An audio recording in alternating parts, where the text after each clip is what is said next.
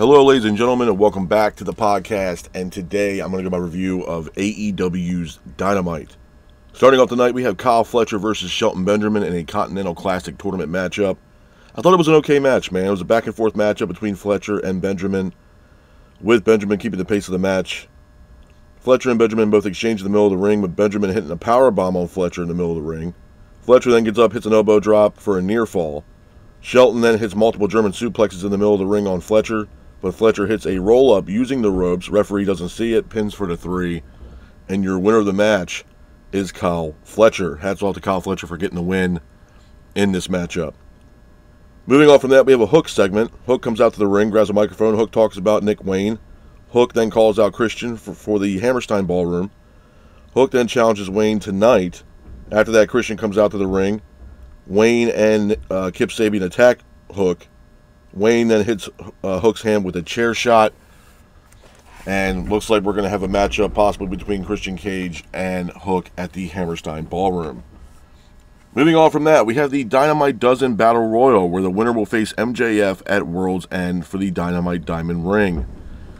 I thought it was an okay match, man. To be honest with you, I thought Tony Khan was pretty much kind enough to give the wrestlers from catering a match.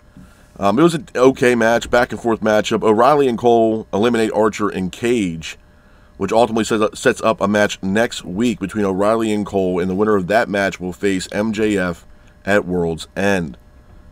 Moving on from that, we have Julia Hart. There was a vignette of Julia Hart. It looks like Julia Hart continuously keeps playing mind games with Jamie Hayter, and it looks like Julia Hart has her sights set on taking out Jamie Hayter. Moving on from that, we have Swerve taking on Max Caster. I thought it was a decent match. Back-and-forth matchup between Swerve and Caster, with Swerve pretty much predominantly keeping the pace of the match. Swerve hits 3 house calls on Max Caster, pins for the 3, and your winner of the match is Swerve Strickland. After the match, Swerve hits another Swerve stomp on the top rope, and then Swerve tells the camera not to waste his time. Moving on from that, we have an MJF segment. MJF is shown on the Titantron. MJF talks about Adam Cole, pretty much leading up for a possible matchup with him at World's End. MJF then also says that Cole is causing his own issues. And MJF also says that Cole is the villain and Cole is no hero. Moving on from that, we go into our next match of the night, probably match of the night for me. It was Jay White taking on Pac. I thought it was a good match. Back-and-forth matchup between Jay White and Pac, with Jay White keeping the pace of the match. Yuta then attacks Jay White ringside. Jay and Pac both exchange in the middle of the ring, with Pac applying a brutalizer on Jay White, but the hold is broken. Yuta then hits a running knee on the outside, but Jay gets into the back in the ring, hits a Blade Runner on Pac, pins for the 3, and your winner of the match is Jay White. After the match, Jay White hits a Blade Runner of his own on Yuta. Shafir is here. Moxley then attacks Jay White. Moxley then hits a paradigm shift on Jay White. Adam Page is here. Adam Page and John Moxley stare each other down on the ramp.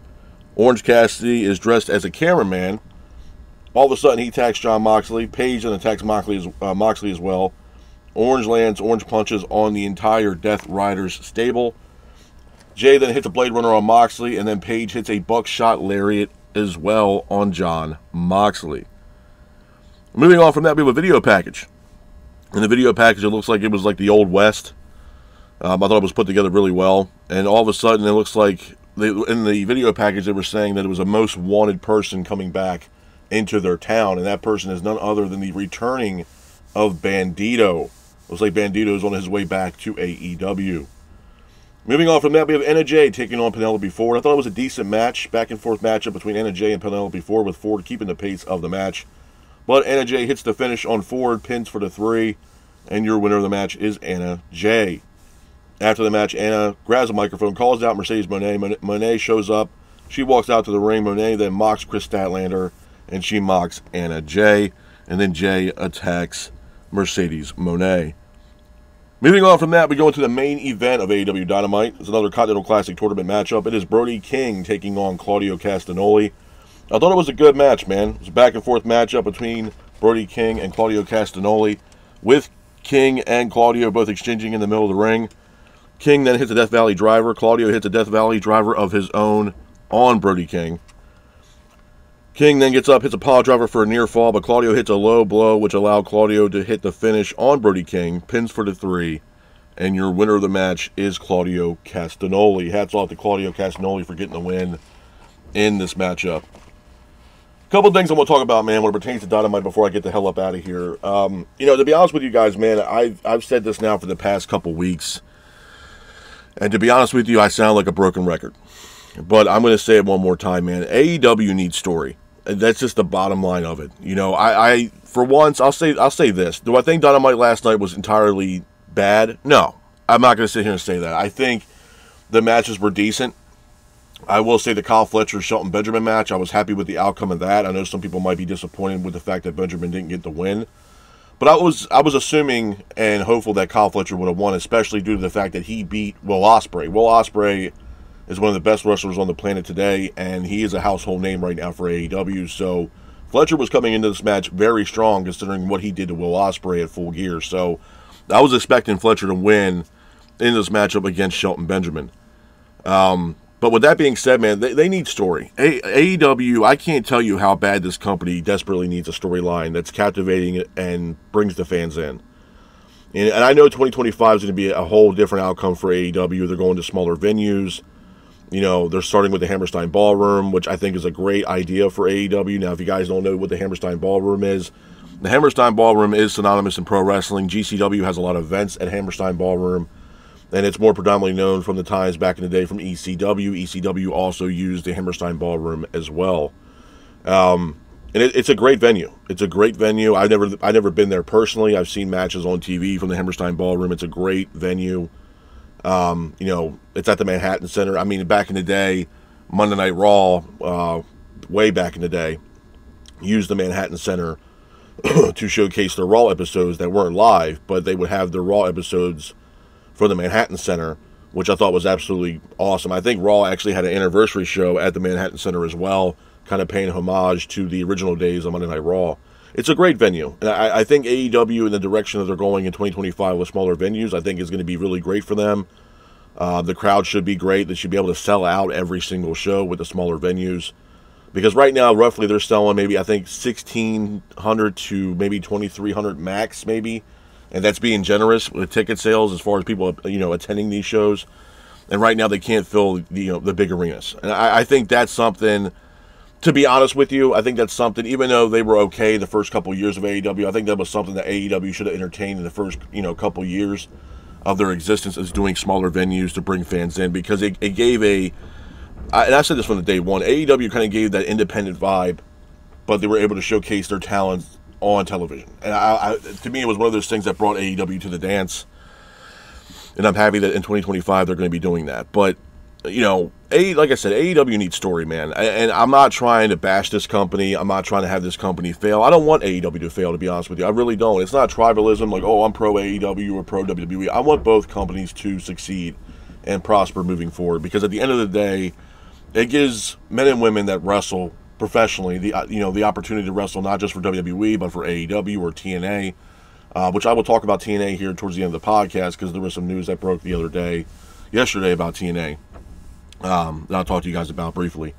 But, AEW just needs to bring in storylines, man. I can't stress this enough. And like I said before, man, I haven't really been invested in a storyline with AEW since Sting's retirement tour, and the person behind the Devil's Mask, and I told you guys who it was, and it was Adam Cole.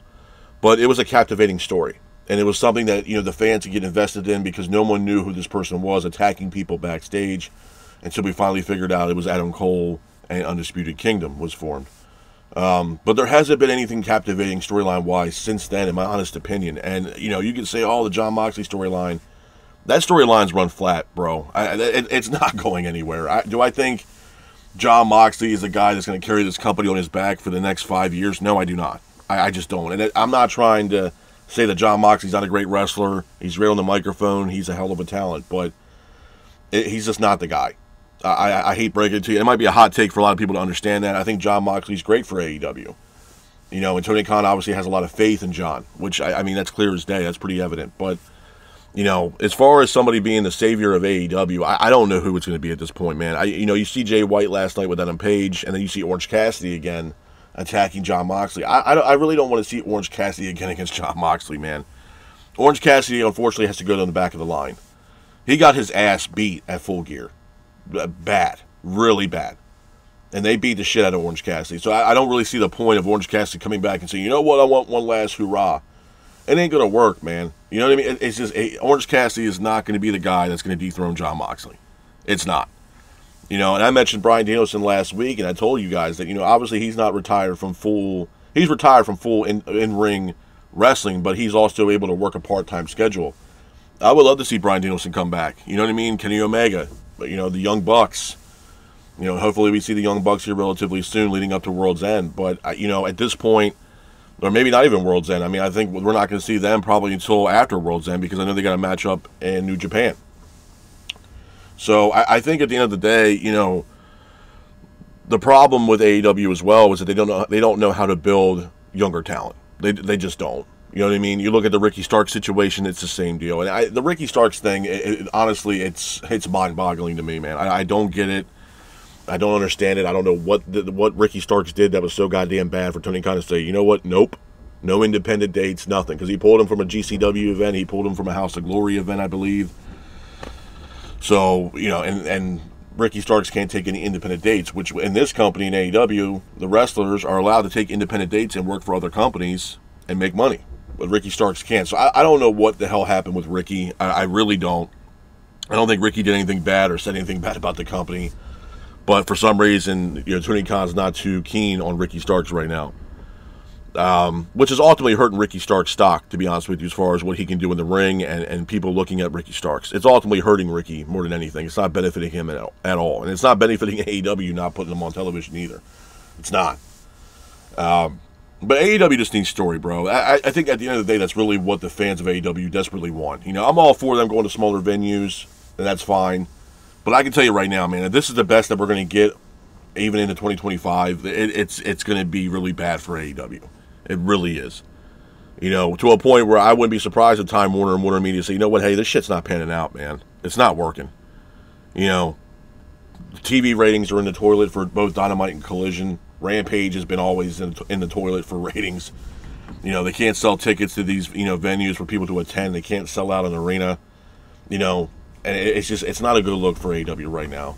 The other thing I want to talk about, like I mentioned a little bit earlier, was TNA. Now, I don't cover TNA, but I think it was, you know, something that I wanted to address to you guys. You know, TNA had a big news the other day. They're going to bigger venues. I think Slammiversary is going to a humongous arena for one of their pay-per-views. I think TNA is doing great shit, man. I really do. I think TNA and what they're trying to do right. I think TNA, all in all, is starting to look like the number 2 company in the States rather than AEW. TNA is pulling out the stops, man. And with them working with, you know, NXT, I think it's a great thing for both companies. And it's really benefiting TNA a whole hell of a lot. It really is. And that's something that I wanted to tell you guys about, that, you know, TNA is going to bigger venues, and they're starting with their pay-per-views, which I think is a great thing for TNA. And obviously TNA is doing big business over there, so it's definitely exciting if you're a TNA fan, if you tune into TNA every single week. That's some big news for TNA, and Godspeed, man. Absolutely Godspeed. But with AEW, like I said, I think what it ultimately is, man, and I've said this multiple times about AEW, it's getting to a point now where it is becoming a chore to watch AEW, because it's at times it's just brutal, man. It's, you know, anybody can put on a damn good match. You know what I mean? I'm not taking anything away from the talent that's on AEW. They have an abundance of talent, and the talent there is incredible. It really is. But they need storylines, man. And I've said this from multiple goddamn times, that this is not All Japan Pro Wrestling. You know what I mean? You need to build story to bring the fans in and get them emotionally attached to the company and emotionally attached to these storylines to get them invested. You have the storylines you build up towards the pay-per-views, and you get the final product being the match at the pay-per-view. That's what they need. Really. You know what I mean? And to be honest with you, even with this MJF and Cole shit, I feel like it kind of ran its course too, man. MJF, Cole should have been the guy regardless to go up against MJF after what happened at World's End last year. Regardless. And then, you know, Adam Cole was put on the shelf with a leg injury. You know what I mean? There shouldn't be no conversation about Roderick Strong or O'Reilly. This should be Adam Cole.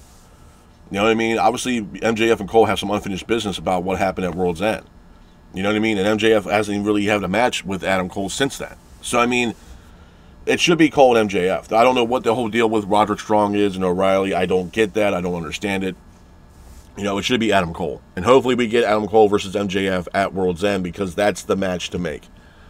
Because obviously there's some unfinished business there between MJF and Adam Cole. There's no reason why it should be MJF versus O'Reilly. There's no reason for it, man. There's nothing. O'Reilly has nothing to do with this. The reason why O'Reilly's putting himself into the picture with this is because of what happened to Roderick Strong. That's exactly what happened. And it wasn't like O'Reilly was a part of the Undisputed Kingdom.